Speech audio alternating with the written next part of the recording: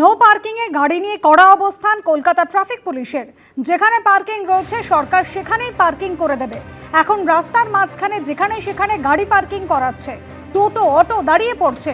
কোনো পার্কিং নিয়ম মানা হয় না, অনিয়মিতভাবে পয়সা তোলা হচ্ছে। কোথাও অনিয়মভাবে পার্কিং করা যাবে না, মন্তব্য মন্ত্রী দিলীপ ঘোষের।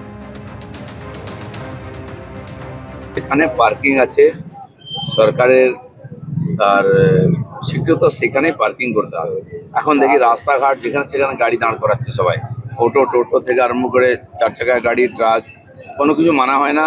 অবৈধভাবে পয়সা তোলা হয়, তাদের সাধারণ জনতারই অসুবিধা হয়। আমাদের এখানে রাস্তাঘাট কম, কলকাতা থেকে আরম্ভ করে গ্রামীণ শহরগুলোতেও ছোট রাস্তা থাকে, গাড়ি ঢুকবে তার জন্য নিশ্চিত সময় করা আছে। সেই সময় লোডিং আনলোডিং হবে, বাইরে থেকে মাল আসবে। বাকি সময় যে কোনো গাড়ি, ব্যক্তিগত গাড়ি হোক সরকারি গাড়ি হোক, যেখানে সেখানে পার্ক করা যাবে না, যাতে মানুষের কোনো অসুবিধা না হয়, আর সেটা শক্তভাবে মানা হবে।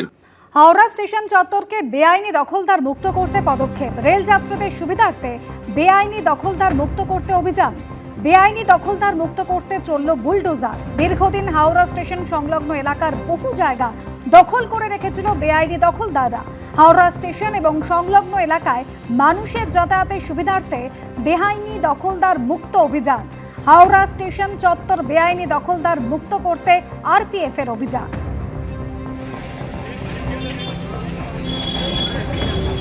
কি বাইট করলি?